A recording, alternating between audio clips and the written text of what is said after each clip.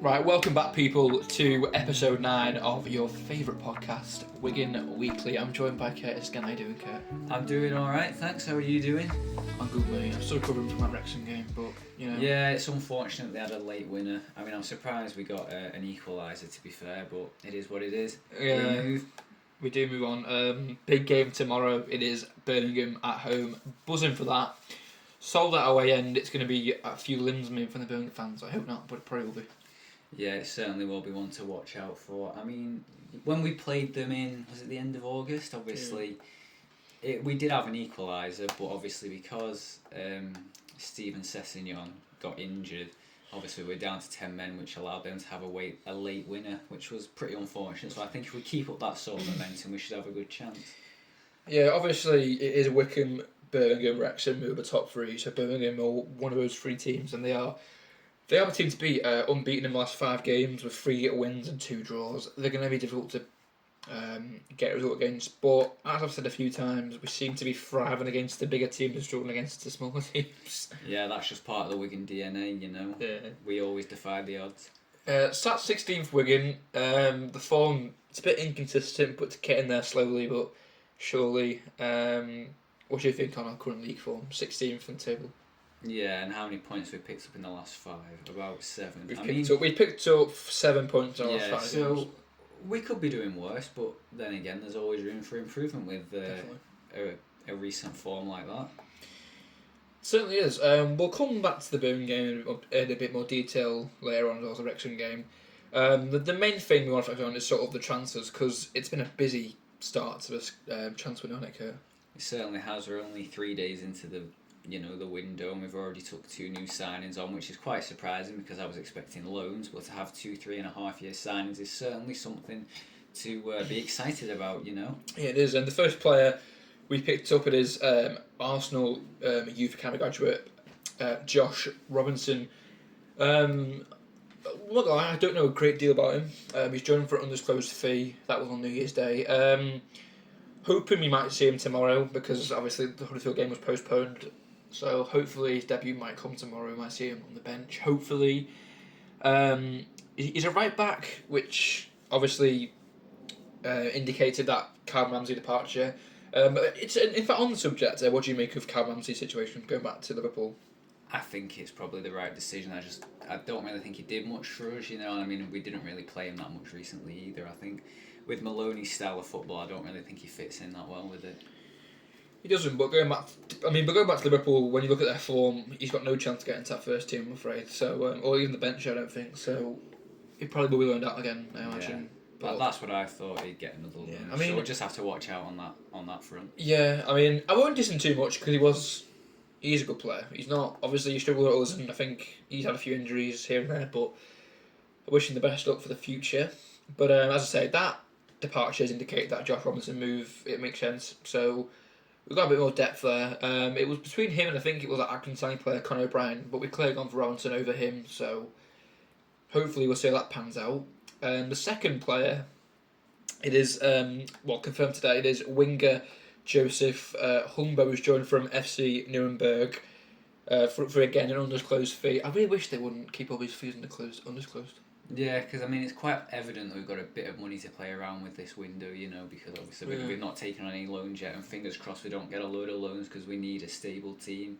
If we're going to invest in the youth, we need to get them in these contracts and, you know, develop them. Yeah, definitely. A Crystal Palace youth graduate. He's had stints at Watford, Ross County, Huddersfield, most recently at Rotherham. So he's got the experience in the EFL. Yeah, especially the second tier. Yeah, 13 games throughout the first period of the season. 13 games, no goals, no assists. It's not great form. It's not inspiring, but hopefully he turns the corner at Wigan because, I mean, Maloney has obviously said that he's played against a lot. He knows what he's capable of. So hopefully it's a move that works out for the best. Yeah, hopefully it will. I mean, this is it. It's just one of them. We're investing in the youth, so anything could happen, really. Definitely. Turning attention to the window, keeping our focus there. There's a few more rumours going around. The first one being Luke Robinson. He's attracting interest from a few clubs, no named clubs, but according to a few journalists, that's the rumour. What do you make of that? I think, well, obviously he's young. He's recently been in the academy, hasn't he? So obviously he's got a lot to sort of prove. But I think obviously clubs are probably looking at us and thinking, oh, we're doing quite good things with the academy players and stuff. So maybe they want to try and take on some players of their own to try and develop. Definitely. I mean, with Luke Robinson, he's not really played. He's not made a handful of appearances for a while now. He was quite big in that 2021 campaign, being a youngster. But since then, he's struggled to get into the first team with a few loans to St Johnstone, to Tranmere. So, you'll hope that. I mean, whatever happens, it's not confirmed whether he'll leave or not. But whatever happens, I wish him the best of luck. Exactly. I think if he does go to another club, it'd be great if he can get some more play time. So he doesn't get much of that in our current squad. No, it doesn't. The next rumour is a bit more of is one I'm quite 50-50 with. Josh Stones has had a brilliant loan spell with Oldham. The rumour is that we've agreed a deal to sell him to National League leaders York City. Now, I don't know how I feel about it. It's only a rumour. It's not. I mean, nothing's confirmed yet. What do you make of that, Kurt? If it is, I think it's quite a shocker. But then again, I don't think it isn't. I mean, I think Oldham, obviously, it's not the first time he's been on a loan spell there. So I think they like him there, and I think he must fit in well with their style of play if he's bagging the goals in. So I'm quite surprised that Oldham haven't really tried to make a move in that sense. But then again, York, obviously, they're probably making quite a good push to get back into League Two. So I'm not surprised they want to take on a good striker, because they're going to need to obviously keep up the momentum to stay up at the top of the table and get promoted. Yeah, I mean, I know a lot of fans have criticised our striking choice, but Dale Taylor and Hugo have turned the corner recently. Although I do think Josh Jones did deserve a chance in the first team a bit more. So if he goes, he goes, and good luck to the future, because he is a talented young lad. I'm sure he'll get to where he wants to soon in his career. But yeah, but there's a lot going around in terms of transfers and rules at the moment. A lot could happen, a lot couldn't happen, really. But it is what it is, really, isn't it?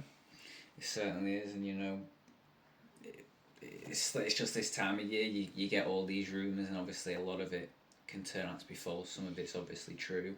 When it comes to Josh Stones, yeah, we wish him the best of luck for the future, but I think we've not really signed any strikers in this window, so why are we selling them? Like, we don't really have any permanent ones, because obviously Dale Taylor and Joe Hugill are just loans until the end of the season. We need to be working on that.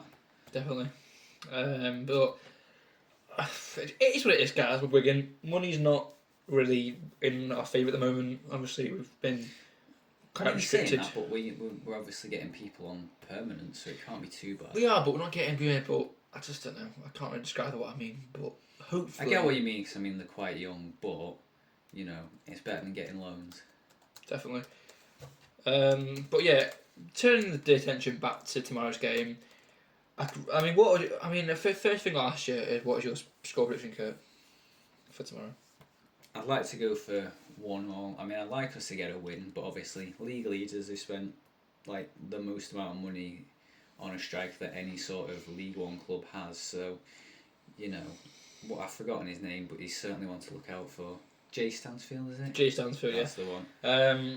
Yeah, he probably will score. I can't remember his score last time for Birmingham, but I know Asgard scored for us and we weren't too far off. In terms of our form, I mean, I know Asgard's in great form, Sam Tickle's in good form, Hugo's in a bit of form now, and I think it's important that he starts tomorrow to ensure that he keeps his momentum going, because if we bench him, then it's a waste, really, isn't it? So hopefully that will influence Joe Hugill. In terms of predicted lineup, I'll quickly go through what I think we're going to do. I think, looking at our injury and suspension list, I think Matt Smith is still a doubt for tomorrow's game, which is a bit disappointing because he's a big player for us. But the team, I reckon, is going to be Tickle in goal, Sibic and Sessegnon at fullbacks, which has been the case for the last few games. Kieran Amerson, no change there, although Josh Robinson hopefully will get a chance at fullback tomorrow if he's on the bench.